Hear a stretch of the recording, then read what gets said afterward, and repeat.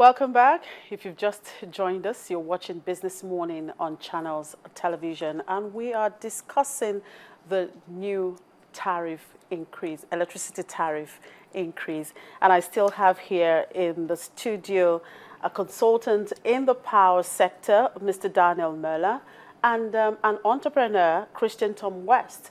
And on the other side, in our Abuja studio, I have the regulator there, Dr. Sam Amadi. Well, Mr. Tom West, yes, please.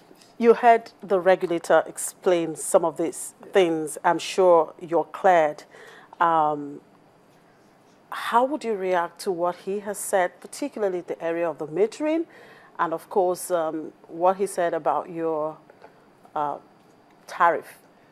Well, I don't envy the regulator's job because he's always caught in between the devil and the deep blue sea in everything he does.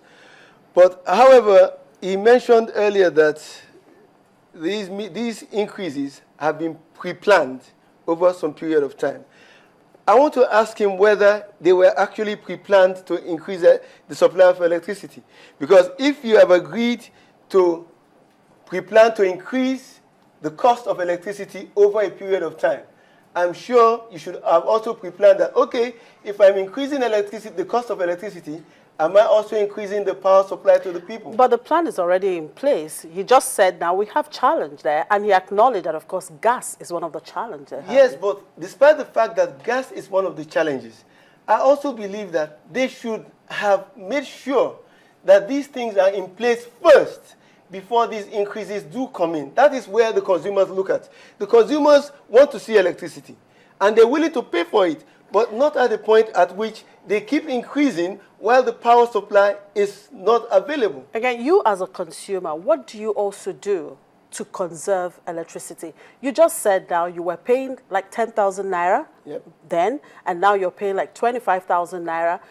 Perhaps when you have your light, some of the appliances you don't need, you leave them on. What do you do about conserving this electricity? Yes, the beautiful thing about what PHCN and NEPA has taught so many of us over the years is that we have relied on generators so much that whenever we use our generators, we do not turn on everything at the same time. That is what they've taught us. Now, definitely also, we also have to generally conserve electricity because even despite the fact that this increase has come, yes, if we're going out, we switch off all appliances, the ones that you don't need. You see, if there's power, public power, and your deep freezers are on for, let's say, 12, 15, 20 hours, definitely at a point in time you can put it off because you know that everything is frozen. But you cannot guarantee that here. So, yes, definitely we also have to conserve our electricity. If you're going out, put off all the things that are not required. But I also like to ask the regulator, one, when should we expect the next increase, or where do we expect the decrease in power, the decrease in the cost of power to start? Constant power and then supply. when can we begin to sue the discos for negligence? Okay, we'll get him to answer that briefly. But Mr. Mela, what do you have to say? Yeah, I want to echo some of the points that Dr. Amadi had made. One is on just this, how do you reward or punish the distribution companies for their performance? And the truth is the plan was that we would have more than 5,000 megawatts of power, the customers would be happier, they'd be paying their bills. The punishment was supposed to be that if a disco is not rolling out its meters, if it's not setting up its customer service centers, that the disco will actually receive less power. That was actually supposed to be the mechanism that the transmission company will give that distribution company less power. The distribution company will feel the pain of that reduction in power, and then will take remedies to correct it. But the challenge today for the regulator is there isn't enough power. So the regulator is now trying to find other ways to punish or reward the companies for their performance. And it probably starts with metering. All right. Thank you very much, Dr. Mela. Well, I'll go back to Abuja now to listen to Dr. Sam Amadi. Just a quick one. You heard this entrepreneur here ask, when are we going to have constant power supply? And when can the consumer actually start suing some of these investors, the discos and the gencos? Well, let me start by telling, he said, when is the next increase? Well, we don't plan increase. You see, what happened that, very clearly, when we say we're going to get 9,000 megawatts, we calculate the cost based on 9,000.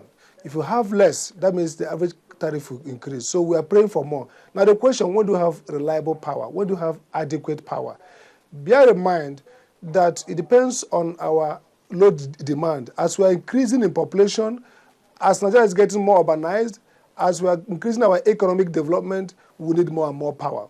My projection is that we hope to be increasing in the next 2-3 years by about 2,000 megawatts per year, based on the licensed power. If we keep gas flowing, if we are bold to make major reform in the gas sector, because our load base is about 80 to 85% based on gas. The government is diversifying now with small hydros and renewable energy. So I believe clearly that we have entered into a trajectory where we're going to keep on improving and improving. What will be the rate of that improvement? It depends on many factors. But I can guess that in the next 3, 4, 5 years, we won't be thinking about 6,000 megawatts. We'll be thinking about a much more bigger load, and hopefully that will give us longer hours of uninterrupted All right, electricity. thank you very much, Dr. Amadi. We really don't have much time there, but we've heard it all. I'm sure you're happy with that response. So let's hope we achieve just that. Well, I've been speaking with Dr. Sam Amadi. He's the chairman and CEO of Nigeria Electricity Regulatory Commission. And of course, here in the studio, I have a consultant in the power industry. He's Daniel Merla. And of course, an entrepreneur, Christian Tom West. And that's it on today's edition of the program. And of course, the last for the week. Thank you very much for being part of the show. I'm Chimize Obi. Have a beautiful weekend.